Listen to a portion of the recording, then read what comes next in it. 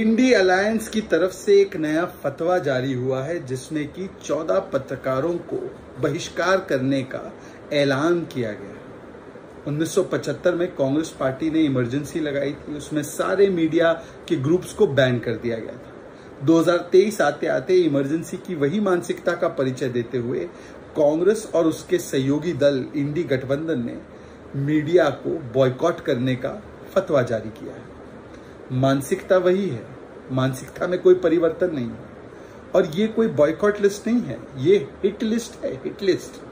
Hit list इसलिए है क्योंकि इसमें से कई पत्रकार वैसे हैं जो डिबेट शो ही नहीं करते, उनके यहां तो गेस्ट भेजने का कोई सवाल ही नहीं बनता।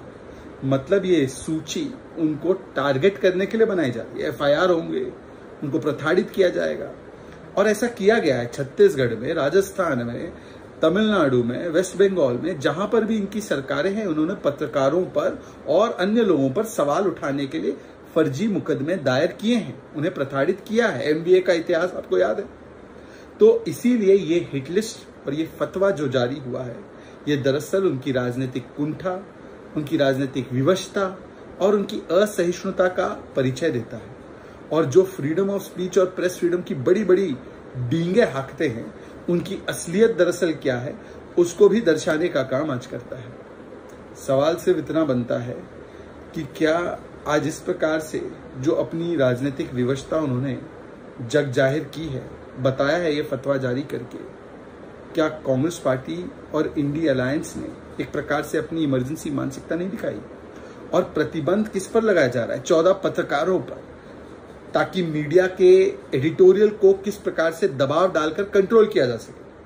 परंतु उन पर प्रतिबंध या बॉयकॉट नहीं होता जो हिंदू धर्म को मेनेस कहते हैं, जो सनातन की समाप्ति की बात करते हैं। उदयनिधि स्टैलिन, ए राजा, परमेश्वर, प्रियंक खड़गे, इन पर कोई प्रतिबंध नहीं, इन पर कोई बॉयकॉट नहीं। इनको खुले तौर से बोलने दिया जा रहा है।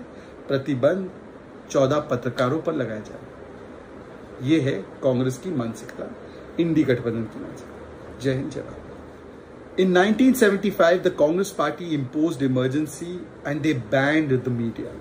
In 2023, the Congress and its allied Indy Alliance continues with the same emergency mindset and has boycotted 14 prominent journalists.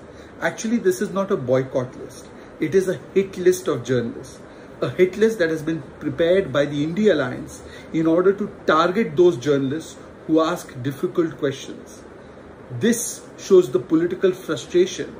It shows the sense of intolerance and the emergency mindset that prevails in the Indy Alliance. Because it seems that the Congress and its allies have figured out only one mechanism to silence any inconvenient questions.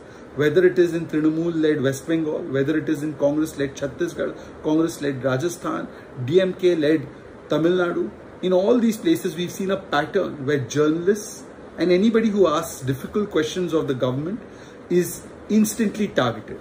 And that is the exact exercise which is being carried out even today. Couple of the journalists on this list don't even have shows where they conduct debates. So there's no question of sending any guests. Clearly this is not a boycott list. It is actually a targeting hit list. Unfortunately, the Congress doesn't realize that the days of emergency are over. Instead of trying to control the media editorials and narrative by bullying them or by pressurizing them or by boycotting or banning them, they must control Udayanidhi Stalin, Parmeshwar, Priyank Khadge, whole range of leaders from the Samajwadi Party, RJD, who make anti-Hindu, anti-Sanatan statements. Instead of controlling them, instead of banning them, instead of boycotting them, they are boycotting 14 journalists.